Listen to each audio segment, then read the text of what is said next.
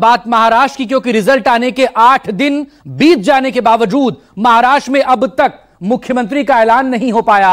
यह काम बीजेपी को करना है, यानी सीएम फेस पर फाइनल फैसला बीजेपी आला कमान को ही लेना है। लेकिन इस सब के बीच एकनाथ शिंदे के एक दांव ने बीजेपी को पसोपेश में डाल दिया है। शिवसेना की तरफ से बड़ा दावा किया गया कि एकनाथ शिंदे जल्द ही कोई बड़ा फैसला करने वाले हैं। आखिर शिंदे क्या फैसला करने वाले हैं और हम ये क्यों कह रहे हैं कि महाराष्ट्र में खेल अभी बाकी है? ये रिपोर्ट।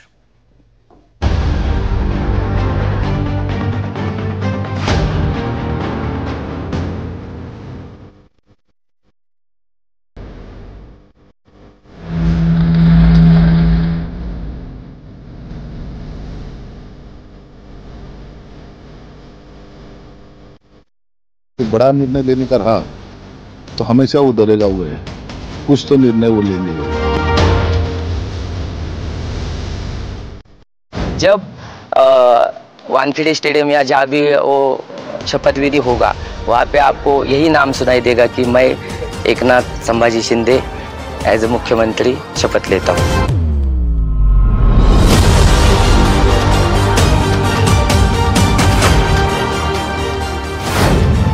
कौन बनेगा महाराष्ट्र का मुख्यमंत्री? शिंदे के सियासी चाल में फंसी बीजेपी।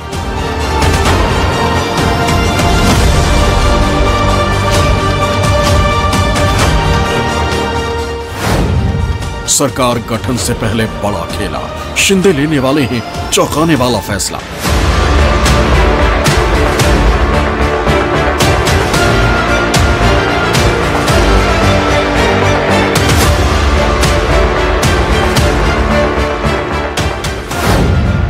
महायुति में कहां फंस गया है पेच?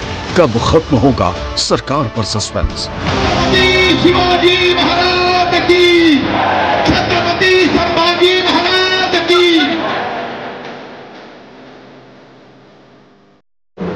महाराष्ट्र विधानसभा का रिजल्ट आए 8 दिन बीत चुके।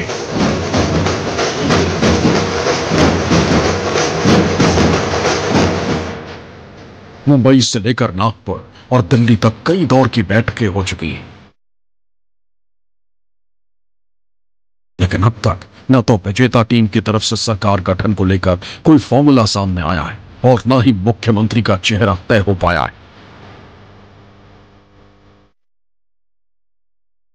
महायुति में शामिल अजित पवार और एकनाथ शिंदे के सीएम पद की रेस से बाहर होने के बावजूद भी बीजेपी अब तक अपने सीएम फेस का ऐलान नहीं कर पाई है।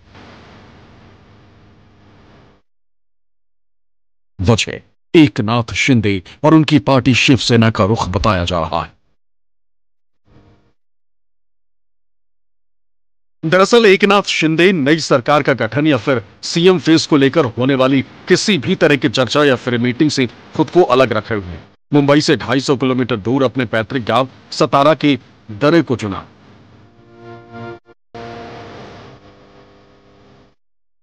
और शिंदे का यही अपने गांव चले जाना कई तरह के अटकलों को जन्म दे रहा, जिस पर उनकी ही पार्टी के नेता मोहर भी लगा रहे हैं। शिवसेना के सीनियर नेता और शिंदे के करीबी माने जाने वाले संजय शिरसाट ने शिंदे के गांव दौरे को लेकर एक ऐसा बयान दिया है कि महाराष्ट्र की सियासत में हड़कंप मच गया। संजय शिरसाट का दावा है कि शिंदे जल्द ही कोई बड़ा फैसला ले सकते हैं। जो भी राजकीय पेच पसंद आता है या तो उनको लगता है कि अपने को सोचने के लिए वक्त चाहिए, तो वो उनका गांव को प्रायोरिटी देते हैं। दरेगांव जाते हैं, वहां ना उनका मोबाइल लगता है ना कुछ लगता है। एक आराम से एक बड़ा निर्णय लेने का रहा तो हमेशा वो दरेगांव गए, कुछ तो निर्णय वो लेंगे जरूर। बड़ा निर्णय होने जा रहा है, बड़ा निर्णय तो लेंगे जरूर। ये पॉलिटिकल जो हलचल हो रही है, जो उथल पुथल हो रही है, क्या करना चाहिए नहीं करना चाहिए, उसके बारे में वो जरूर निर्णय लेंगे।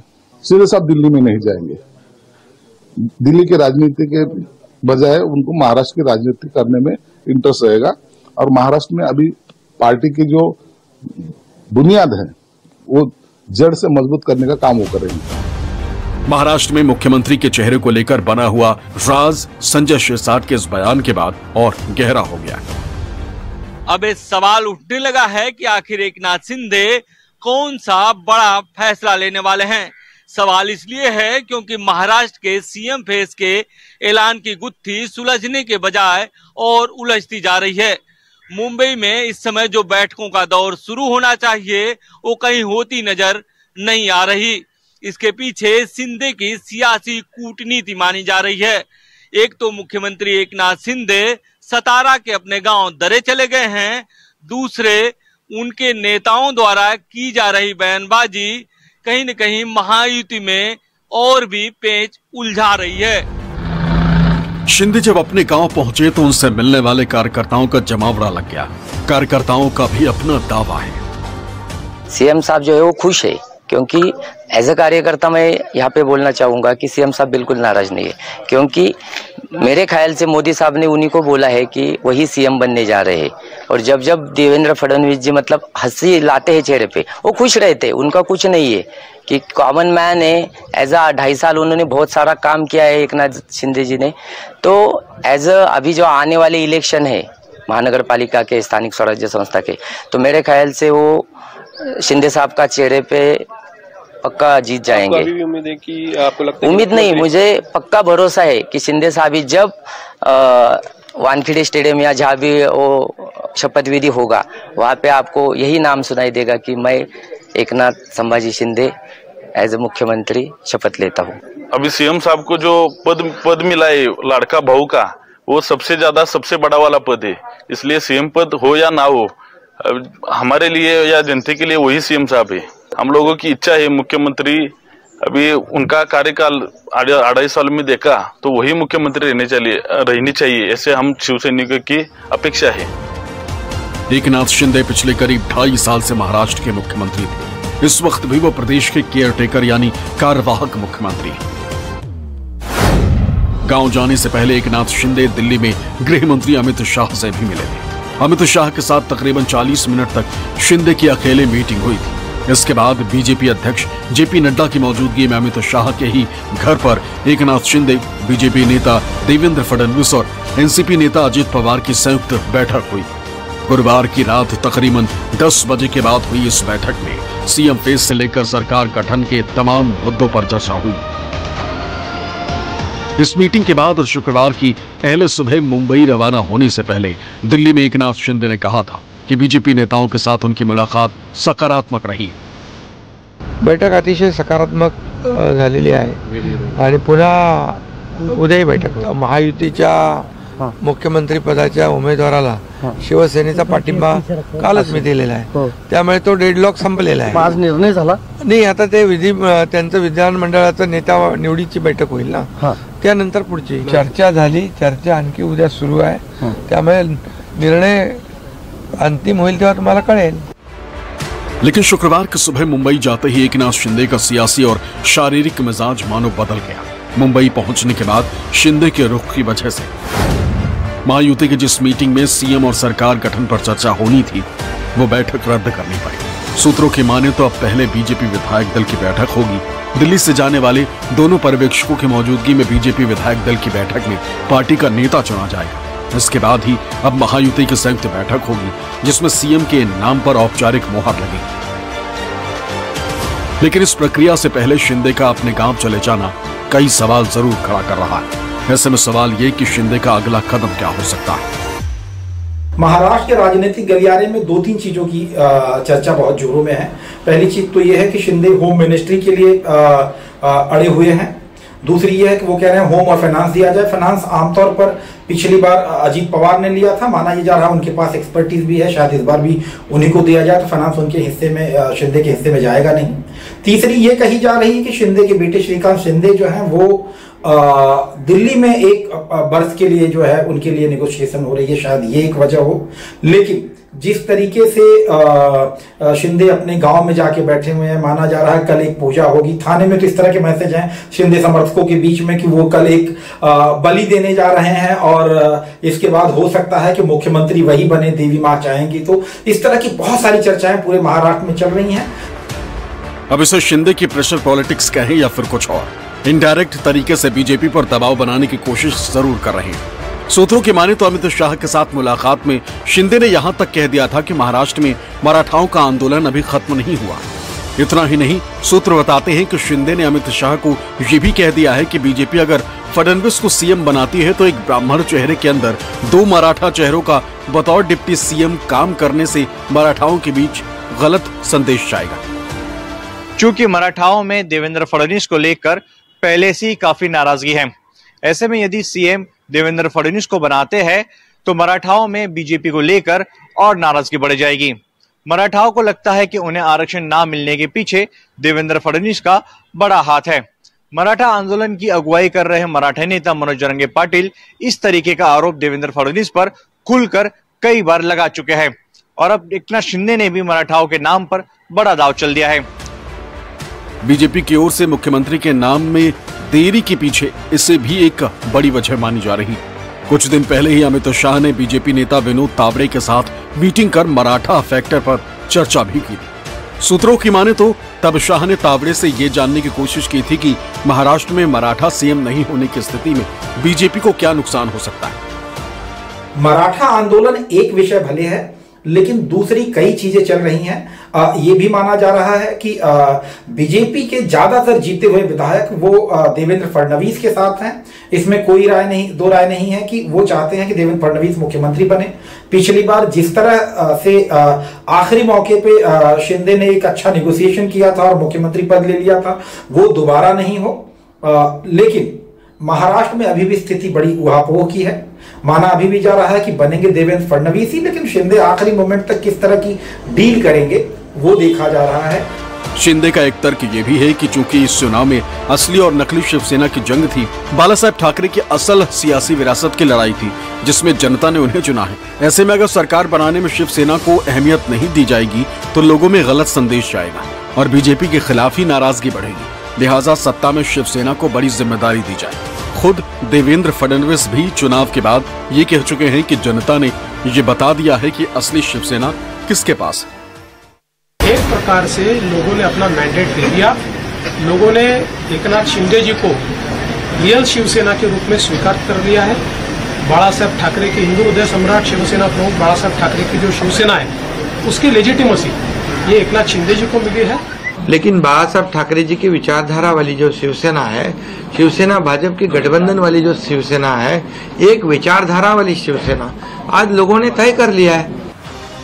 इतना ही नहीं, शिवसेना नेताओं का मानना है कि अब की बार के विधानसभा चुनाव में लाडली बहन योजना का बड़ा योगदान रहा, जो कि एकनाथ शिंदे की सोच थी। ऐसे में अगर एकनाथ शिंदे को सीएम की कुर्सी से हटाकर किसी और को बिठाया जाता है तो आने वाले बीएमसी चुनाव से लेकर महानगर पालिकाओं के चुनाव में महायुति को बड़ा नुकसान हो सकता है। हालांकि शिंदे खुद न सिर्फ सीएम की कुर्सी के रास्ते से हटने का ऐलान कर चुके हैं, बल्कि बीजेपी के सीएम को पूरा समर्थन देने की भी बात कह चुके हैं। मैं आज आप सबको कहता हूं कि भारतीय जनता पार्टी के वरिष्ठ नेता जो निर्णय लेंगे मुख्यमंत्री पद के बारे में, जो उनका कैंडिडेट होगा उसको हमारा शिवसेना का पूरी तरह समर्थन है, पूरी तरह हमारा पाठिंबा उनको है। मगर बात सीएम की कुर्सी तक ही नहीं सिमटी। मुख्यमंत्री पद का त्याग करने के एवज में शिंदे की सेना ने अपनी कुछ मांग रखकर भी बीजेपी को सत्ता समीकरण बिठाने में उलझा दिया। सूत्रों की माने तो शिंदे ने बीजेपी आलाकमान से कैबिनेट और राज्य मंत्री मिलाकर कुल 12 मंत्री पद की मांग की। साथ ही विधान परिषद का सभापति पद की भी मांग रखी। इसके अलावा पालक यानी गार्जियन मिनिस्टर के बंटवारे में भी योग्य सम्मान की डिमांड रखी। और सबसे अहम गृह मंत्रालय के साथ ही अर्बन डेवलपमेंट विभाग भी शिंदे की शिवसेना अपने पास रखना चाह रही। सूत्रों की माने तो बीजेपी आलाकमान मंत्रालयों के मामले में अर्बन डेवलपमेंट विभाग शिंदे की शिवसेना को देने पर राजी तो है, लेकिन गृह मंत्रालय शिंदे की सेना को देने के पक्ष में बिल्कुल भी नहीं। और माना जा रहा है कि सरकार गठन में ये भी एक बड़ा पेच। अगर बीजेपी का सीएम बनता है तो बट नेचुरल है होम मिनिस्ट्री हमारे पास आना चाहिए। और जैसे last time CM Eknath Shinde साहब थे तो होम मिनिस्टर ये अपने देवेंद्र फडणवीस साहब थे, तो वैसे इंटरचेंज तो होते रहते और वो करना भी चाहिए। ऐसा तो नहीं होता कि ये खाता हर एक ही इसके पास जाना चाहिए। अर्थ खाता आप देखा होगा हमेशा बीजेपी के पास रहा था, वो चेंज होके फिर वो अभी राष्ट्रवादी के पास गया, दिया ना। फाइनेंस डिपार्टमेंट तो उनके पास ही रहता था, वो दिए अजय दादा को। तो ऐसा खाता चेंज करने में कोई इतनी दिक्कत नहीं आती। लेकिन मुझे लगता है अभी ये सब बातें सीएम के नाम के बाद ही होगी। हम चाहते हैं गृह मंत्रालय रहे, एक अच्छा सा काम हम भी करें, हम दिखा देंगे कि हम वो गृह मंत्रालय कितनी अच्छी तरीके से चला सकते, और महाराष्ट्र में जो शांतता सुव्यवस्था रखना चाहिए उसके लिए हम, मुझे लगता है कि हम सक्षम तरीके से उसको चला भी पाएंगे। अब फाइनल फैसला बीजेपी को लेना है कि वो किसे महाराष्ट्र का सीएम बनाती है और अपने किस सहयोगी दलों को क्या मंत्रालय देती है, जिसमें फिलहाल देरी हो रही है। महायुति में हो रही इस देरी पर विपक्षी महाविकास आघाड़ी को भी तंज कसने का मौका मिल गया है।